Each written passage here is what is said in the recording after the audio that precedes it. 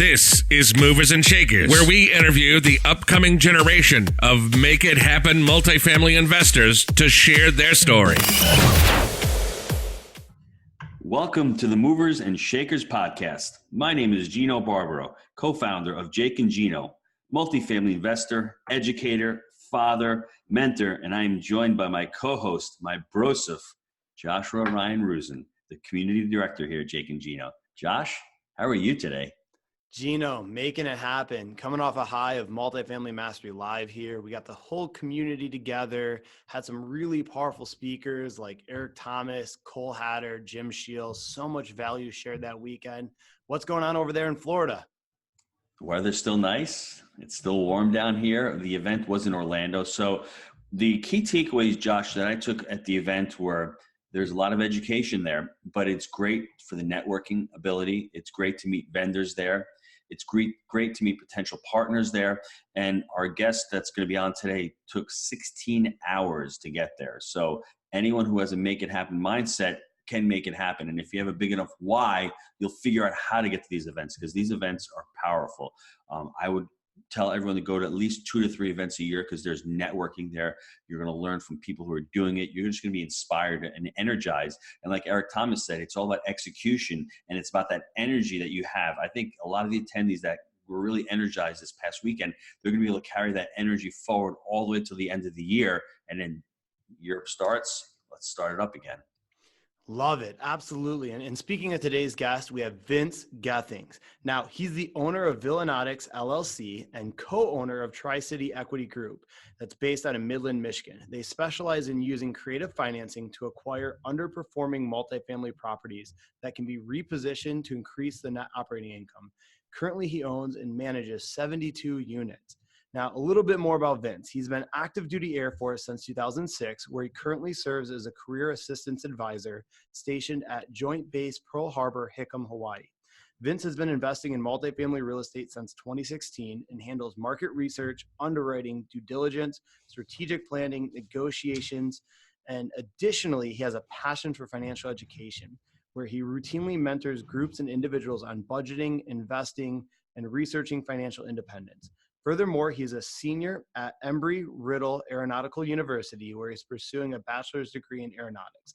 Lastly, Vince strives for personal and professional development, attending numerous courses to include 7 Habits of Highly Effective People, John Maxwell's Laws of Leadership, Lean Process Improvement, Arbinger's Institute's Outward Mindset, and last but not least, the Wheelbarrow Profits Academy. Welcome to the show, Vince. All right. Thanks for having me, Josh. Vince, how's everything in Hawaii, man? What were your big takeaways from the conference over the weekend as well? I think E.T., he was by far the highlight of that whole second day there. Really, I don't really get that emotional, and then he got done, and I was just like, man, I gotta go to the next level. This is too much. So that was the biggest takeaway for me, was definitely E.T., and then the networking, of course. Getting to meet all these people from the Wheelbarrow Profits community. I've been talking with them for a year and a half now on Facebook or on the phone, Zoom calls, and actually getting out there and finally meeting them, breaking bread with everybody at the lunches and dinners. So that was pretty huge. Vince, I'm going to name 3 things that I took away from ET that were really powerful for me. So I want everyone to write this down. One of the most important things he says is, it doesn't matter where you're born. If you're born in the United States of America, we all have the same opportunity. You need to execute. It doesn't matter about your color, your race, your skill levels. You need to execute at whatever you do. The second thing is, you don't need to motivate yourself. You need to be motivated to help others. So what do I mean by that? If I can't self-motivate myself, I need to think about others to help them. So right now I'm on this podcast because I'm doing this for my Jake Gino team. I'm doing this for my family. So if I can't motivate myself, I've got to get that other type of motivation going on. That really helps me out, because subconsciously I'm just a really self-starter. I don't need that kind of motivation. But when I bring it back and say, hey, if I don't become a better speaker, that's going to hurt the Jake Gino brand and the Jake Gino family. And Josh is not going to get paid what he's worth. So it's incumbent upon me to learn that skill level. So if I've got to get up an hour earlier to learn that, I've got to do that. So that's how everyone out there can motivate themselves. And the third thing is, producers produce producers. Let that sink in. Here at Jake and Gino, we're producers. We're got over 1,500 units. We're crushing it. We're creating different companies. We want to create producers like you, and that's what our mission is. So it's important. Those 3 steps: execute, motivation, and producers create producers. Vince, what did you take away? Other than the emotional aspect, to me, that was great. You know, I mean, it was awesome. I mean, he's an amazing speaker, but he had a lot of content woven into his speech. Yeah, so more just the execution for sure. And then a lot of it was just taking responsibility, right? Where he had the exercise of like, write down who's counting on you, right? And then that's, you can make excuses, you can do all these things, but at some point you're gonna have to look in the mirror and know that it's your responsibility, no one else. The buck stops with you. Like he had the story of the life stuff he's dealing with right now. And he has to man up, so to speak. Like nobody in the world is going to solve that problem or do anything. It's up to him. It's 100% his responsibility to take action and execute, take care of his family. So that was pretty good, because you hear a lot of people, they always have excuses. They always have these plans or these goals they want to do, but they always have excuses of why they can't do it and other people can. And they must have some kind of shortcut or some kind of skill that they don't have. And it, like he said, none of that matters in our country. Right, we have the opportunity. Whoever's willing to work for it, regardless of where they start. Right, so I thought that was pretty powerful as well. That's awesome. How did you get into real estate? Why multifamily real estate for you? You're in the Air Force. What drew you to real estate? Yeah, so being in the military, a lot of us kind of fall into stock investing as a start, just because you're deployed a lot and you're bored. So stock investing is just something easily accessible when you're out in the sandbox. You can get an internet connection, trade stocks and penny stocks or whatever. So I did that for a while, and I feel like I got okay at it. And then right around, it was like 2016, I got burned by like 1 or 2 clean energy companies, like back to back, after I did like months and months of research, and like everything was pointing toward, these companies were solid, everything looked good, all the reports were good. And then it turns out that the CEO and CFO were submitting falsified documents to the SEC and all the into the stockholders as well. And that was like the point where I was like, I did 6 months of research into this industry, this sector, this company, and really at the end of it, you have no control. And that was probably the straw for me, was losing. It wasn't a whole lot, but it was enough to burn a little bit, or sting a little bit, right? And I ended up selling everything and went full into real estate. We sold at the same time, I was moving to Hawaii. So we had just sold that house that I lived in California. So I took all my brokerage accounts, all the equity from my single family house, and just went full into real estate, just initially to have that control over it. Like I can pick my market, I can pick the house, I can pick my tenants. I can't control everything, but I control a lot more than what the stock market and Wall Street have. That's how I got started. So Vincent, do you know the 3 basic human needs? They're food, clothing, and what's the third one? Shelter. Apartments. You see that? You remember that? Food, clothing, and apartments. So you know one of those 3 basic human needs, and it's awesome that you went all in. I mean, from understanding that control aspect of it, I think that's really huge. Being able to do that, it's a basic human need. People need a place to live, and that's really powerful. When you joined the Jake and Gino community, what did you get out of it? What did you expect from it, and what have you gotten out of the community from joining it? Yeah, so after I had this big chunk of money and I started buying, I did the bigger pockets.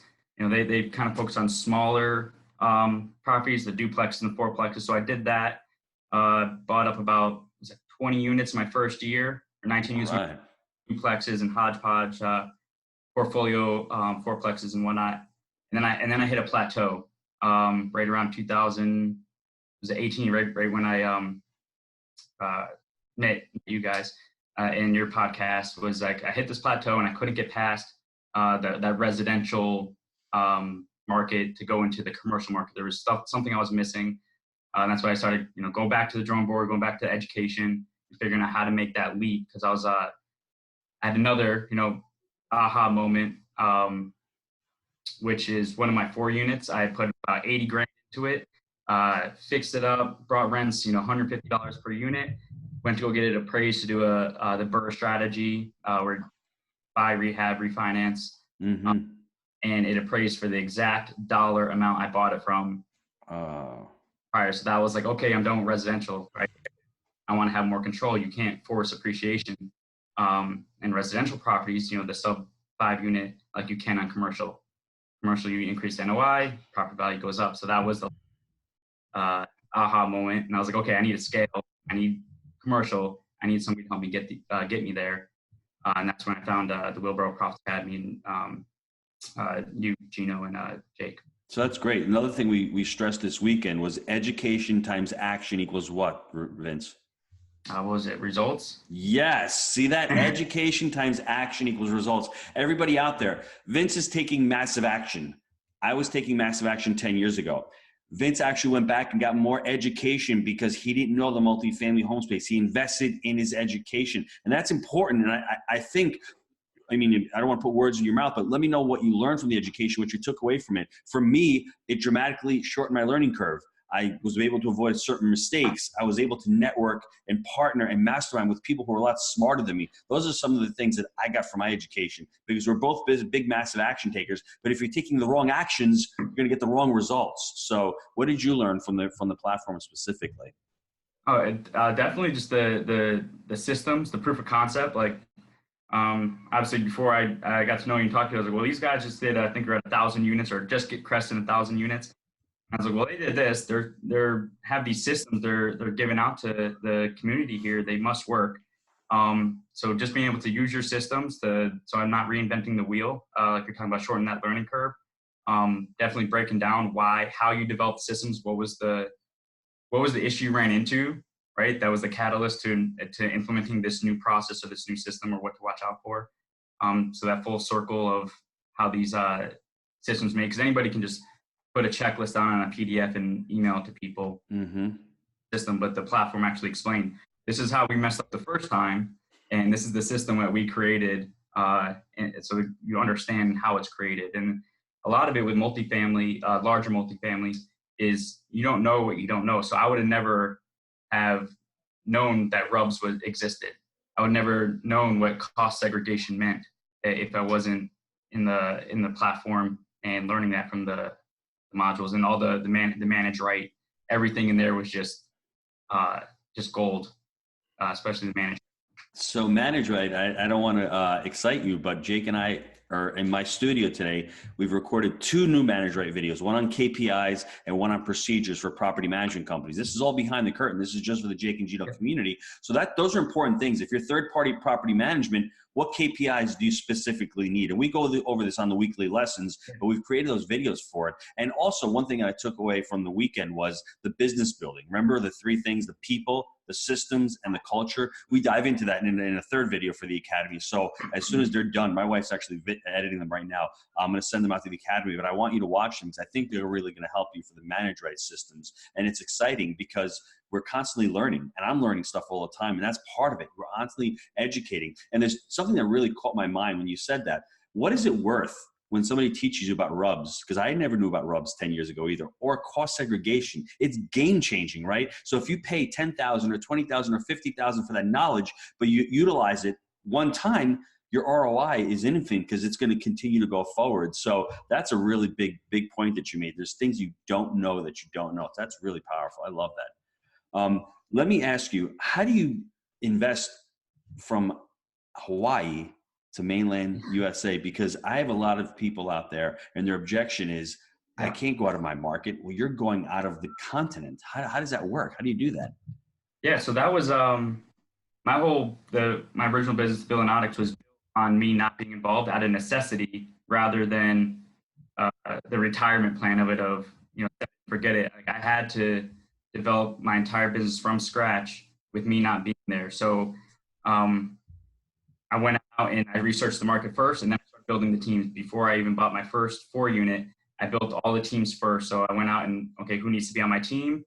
Made that list and went out and started cold calling people, interviewing people, and built this inner web of a team back home that each position, for example, like the property manager, my boots on the ground, bird dog, the GC, my agent, my lawyer, all those people in that market know who the other person is. They all overlap. So when you do that, it kind of looks like a Venn diagram in my head where it overlaps. And then when they all report back to me, I have a complete picture of what it looks like from each person's different perspective on whatever their unique purpose in that team is. When they report back to me, I can put it all together, and I don't even need to be there. I don't even need to be at that property that I'm about to buy. And I have a pretty solid picture of what the condition is, what it's worth, what are the hurdles I'm going to have to deal with, who the bad tenants are, who the good tenants are, what we're going to be able to sell for on exit. So we did that out of necessity, because I've always been in the military. So I'm never going to be there in that market to go down the street and fix a toilet or, jump on the roof and hammer some shingles. It's never an option. So I had to start the business backwards. And I also had the leg up that I read the E-Myth before I started. So the Michael Gerber book where he's talking about the franchise approach, the systems approach. So I read that by happenstance before I started investing. So that helped out a lot too. So build the systems first and then invest. Vince, you didn't do it backwards. I did it backwards. Josh did it backwards. You did it the right way because you built a business and you got into multifamily, and multifamily is a business if you do it the right way. Now, don't get me wrong. If you want to take care of your properties and go and do all that work and get paid for that and create a property management company, you're missing the big picture of it. You're not able to scale. You're focusing on processes, and you're focusing on events that don't generate revenue.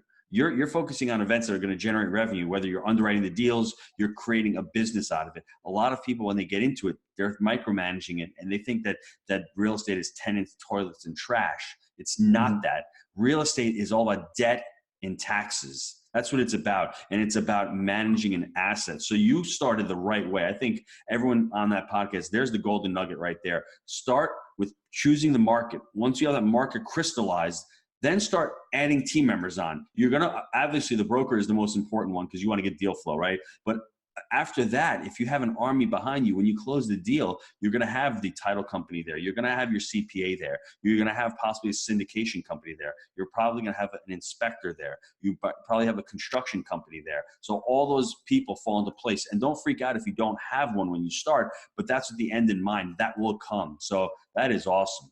I wanted to ask you about, one of your first deals that you did there. Can you give me some learning lessons that you had on the first couple of deals that you did? Do you want to do the first couple or the last one, the 52? Let's do the last one. The last one, okay. That was the one I scaled big on. So, so after I made the decision, I'm done with residential, the 4 units and everything, and jumping big. Now I had that whole hurdle of getting brokers to take me seriously. All right, so I called some brokers, started building up those relationships, showing them, definitely big thanks to that credibility book. That way they actually pick up the phone and call me back, right? So get them on the phone, tell them what I'm looking for, criteria, and we got in contract on this. It's a 52 unit. It was a portfolio, so it was an 8 unit, a 12 unit, a 32 unit, all in the same town, offloaded by another group of investors. Broker brought that to us. We started analyzing it, and once we got all the financials, biggest opportunity we saw with that one wasn't actually that the rents were under market. They were about 15% or so. It was actually the expenses that we saw were through the roof.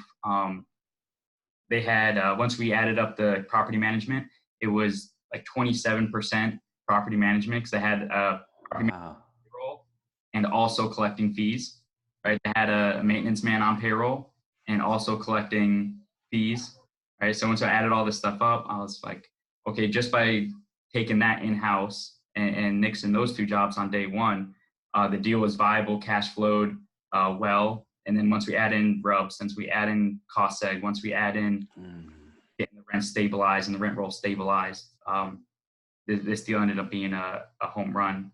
Still there, we're still resting phase 1, going into phase 2 of acquisition, but we close in July of this year.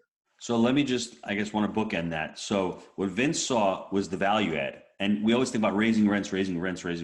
But we teach at Jake and Gino that there's other value adds. For every dollar of expense you save, that's $1 to your bottom line. Every dollar of revenue you add, it's not $1 because there's certain expenses associated with property management is going to go up, your utility might go up, landscaping, whatever. But if you save $1 off the bottom line in expenses, that's totally saved. And the other thing with the credibility book, I love the credibility book. You know why? Because proper preparation prevents piss poor performance.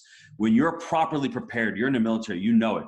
I can already see from the business model, from the business plan, from having team members. When you have the credibility book, you have everything lined out there. You have your business plan. You give it to a broker. Most of them have never seen one before. They know you're serious. They know you've got a business plan. They can revert to it. You've got your assets in there and you've got your business plan in there. So you're on fire with being properly prepared, and you can push back and you have any objections, because Vince, you're a salesperson when you're talking to the brokers. Why are they going to go with you as opposed to going with Josh? And with that credibility book and with all your team members in place, you're a no-brainer. Am I correct? Exactly. And that's what that's how we built out the credibility. So I built two, one for the broker and then one I had to sell it to the banker too, right? So sell it to the banker. So the first one for the broker, they saw, okay, he has 20 units. So what, right? How is he going to land this fish, this 52? Mm-hmm. So I was like, well, here's my team, right? So I put on there, everybody in my team, their bio, their direct lines, and they're from that market. They're from that community. So there's a good chance they probably knew 9 out of 10 of the people on my team. Yeah. Them already. So having that network there helped out a lot. Broker to take my offer seriously, especially because we got him down a pretty good amount on the price from that. So yeah, the credibility book definitely helped out being able to explain, here's how we're going to land it. Here's my network there. That's awesome. And did you say you used seller financing on this deal also? No. So this deal is really creative. That's in my bio there, I put creative financing. So the way we did it was I did a JV. So me and 3 other people that I found here in Hawaii through networking. Started this JV. We ended up the 8 unit, right? It's 3 properties at 8, 12, and 32. We bought the 8 unit cash for $246,000. Then that gave us time to get, because the bank was still working on underwriting, see if this was a viable deal, and I was still selling them, getting them to buy off on it. So I wanted to, instead of the deal to go sideways and go dead on me, go stale on me, I was like, okay, let's buy the 8 unit. We did that, 246 cash. That showed the sellers that we were serious, the broker serious, while we were working on closing the rest of the 44 units with the bank, because we need the debt on that. Then the bank came through. We got everything with them. Underwriting took a little bit longer than we had planned, an extra month or so for them to kind of wrap their head around everything. And what we did was we cross-collateralized the 8 unit as our down payment. So the first time we came out of pocket $246 to buy the 8 unit. After closing, when we did the blanket loan and wrapped everything back up with the local bank, we came out of pocket, I think it was like $12,000 to close because we did it that way. And we ended up getting a higher LTV. The original quote was 75% LTV for the bank loan. But once we factored in everything, the cross collateralization actually came out to 87% once we did the full equation. So, wow. That is awesome. Patience and persistence and actually having the plan and thinking outside the box, right? Being unique and being really, that is really being thoughtful about the whole process. How long did it take this whole process to work itself out? All right. So we closed on the 8 unit. That was the cash purchase in March. And we closed on the full, close on the 44 and the refinance at the same time as the back-to-back close, so to speak, on the end of July. So wow. It was months to wrap this all up and figure this all out. Wow, that is awesome. Just let's take a quick break to hear from our sponsors. Hello, everybody. Jake and Gino here, and it's that time of year again. Rand Cares is looking to feed 20,000 hungry children this fall, and we can do it with your help.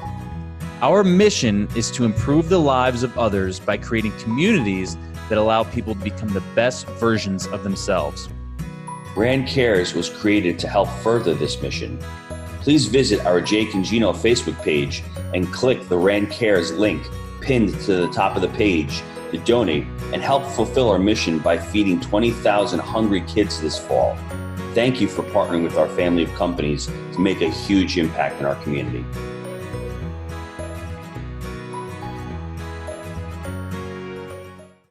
All right, Vince, I got some short answer questions for you here. And I think I have the answer for this one, but what's your favorite book and why?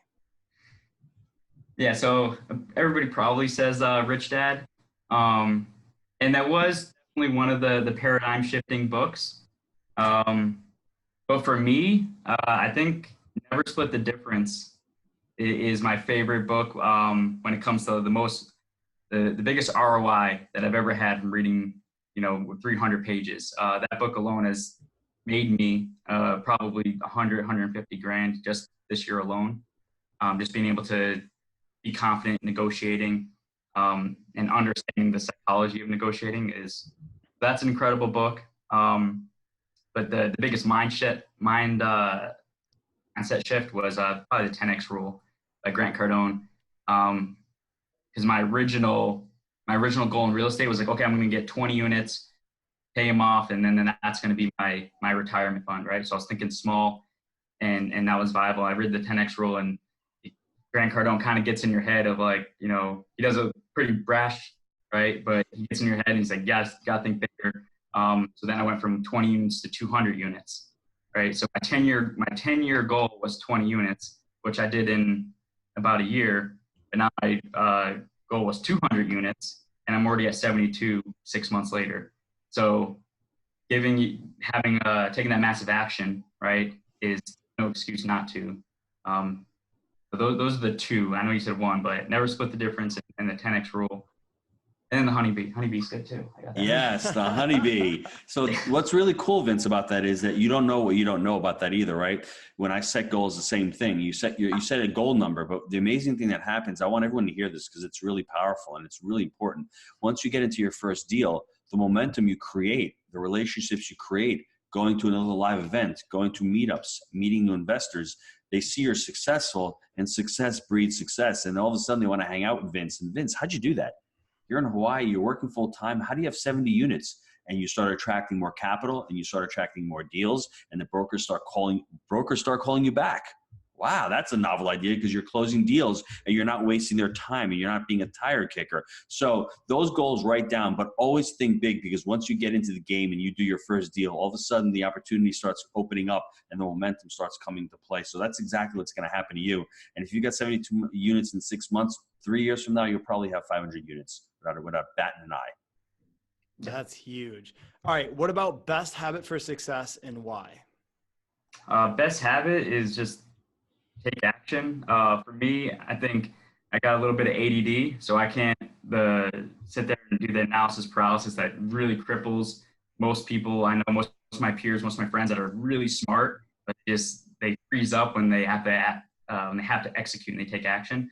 So best habit is take action. Don't worry about getting a plan 100%. Get it to where it's viable, get a good margin of safety, and then just take off full sprint. You'll figure out the rest as you go. You may have to bump little navigation changes, degrees either direction to get to where you need to go, but just take action. Don't wait for the plan to be 100%. Josh, did you hear that? Just hit the button on the email, send it out, and whatever happens, happens. And then we commit, and then we figure it out. And then once you make a mistake, you can just, course correct. And it's true, Vince. I think Amazon, Jeff Bezos says that you have a vision. Your journey to get to that vision is not going to be a straight line. You're going to have to deviate. Just deviate, commit to getting to that vision. Don't change the vision, change the journey, change the course to it. So I totally 100% agree with you. Yeah, I love that one. Okay. What about your best tip for someone looking to get into their first multifamily property? Best tip. I've read a lot of, what's his name? Is it Ryan Holiday? The Lose the Ego books, right? So lose the ego, lose that scarcity mindset, and just partner with somebody. And that's going to shorten your road to success faster than anything. A lot of people, they get stuck doing 4 units or the small multifamily because that's all they can afford to do by themselves, right? But if you have one guy that can do a 4-unit, a girl that can do a 4-unit, you put their money together and they can do a 20-unit together, right? So it's lose the ego of that sense of everything has to be mine. I have to have control. I don't want to share with everybody. Lose that. Find some like-minded people with similar timelines, similar goals, definitely the same value structure. Partner with them, and you're going to it's like the hockey stick, right? Of compounding effort and results. You guys are just going to blow up. So that's the best tip I have for somebody new, is just partnering with somebody as soon as possible. I like that. All right, there's been some serious golden nuggets in this episode, and I want to unpack some of them, and then I'm sure Gino's going to add way more on top of it. So my first big takeaway, and I'm going to piggyback on a Bill Gates quote here: if you're born poor, it's not your fault, but if you die poor, it is. There's so much opportunity in this country. Find a vehicle, take massive action, find the right person to follow and learn from, and just take action. The second is you can have excuses or results, not both. The next one's going to be systems. You got to create the system, operate the system, and then delegate the system. Or if you're really smart in business, take someone else's system and implement that. In school, they call it cheating. In business, it's genius. From there, the credibility book, the ability to leverage that, which is a system there. Now, Vince, I actually got a question. So would you mind if the listeners emailed you sharing your credibility book with them? I think it could help a lot of people. Would that be something you'd be okay with? Absolutely. What's your email? And will you spell it out really quick so that the listeners can get a hold of you if they want? Yep, it's Vincent@villanautics.com. So VINCENT@VILLANAUTICS.com. Gotcha. Gino, what other takeaways did you have, my friend? So education times action equals results. You need both of them put together to really become successful. The next one is what we preached all weekend. What we've been preaching is what Vince is doing: people, systems, and culture. You need those to create a viable business, because you don't want to just accumulate assets and run yourself ragged and work 24/7. You want to be able to create a business where at least you can enjoy other things and grow other businesses. So that's what we've been doing. We enjoy the investment aspect of it. We've been able to create an education company. We've been able to create a property management company, a syndication company. If we were just focused on the asset itself, we wouldn't have been able to do that. So that's really important. I love the credibility book. I love the proper preparation, and I love the clarity. I mean, and I think the other thing that really came through on this is that really start reaching up. And don't be afraid to partner with other people. I think the community you choose, whether it's the Jake and Gino community or another education community, I think really helps, because it's an environment. When you're in front of that environment and nobody's judging you and everyone's going for the same thing, we're all in multifamily, we all want to become financially free, like-minded people will prop themselves up and help themselves. And for me, it was important to surround myself with a great community. And now I've had tons of masterminds. Jake was my first mastermind, then my partner Mike, then the Jake and Gino community, then I had Josh come on board, then I have Jen. I think of them as all masterminds where I get a lot of energy and I get a lot, a huge desire, and there's a lot of passion to do stuff. And when you work from a place of passion, anything is possible. So I think that's really important. What Vince said, I love partnering. Just figure out, the tips on partnering, Josh, that I would leave people with is think about, a partner who's going to really work hard. Think of a partner who's going to be there when you need them. Think of a partner who has very similar ethics that you do. And think of a partner who has very similar goals that you have. My goals were to be multifamily, not to fix and flip, and to have a growth mindset. If your partner is stuck in, I don't really want to grow anymore, I don't think this internet is any good, then you got to get rid of the partner, because it's all about growth mindset. Because growing a business is like, you need to learn. You need to be a constant learner. You're never an expert at anything. You're constantly learning and evolving. So that's really the crux of the partnership. So I could keep going, Josh, but this has been an awesome show. I'm really glad that Vince shared a lot of these golden nuggets with us. I agree with you. And I want to thank Vince for being an amazing guest on the show and sharing his movers and shakers story. Guys, if you want to be the next guest on Movers and Shakers, email me, josh@jakeandgino.com. Now, if you enjoyed this show, please leave us a review. And until next time, let's make it a Movers and Shakers week. See you, everyone. Thanks, Vince. Yep. Thank you, guys.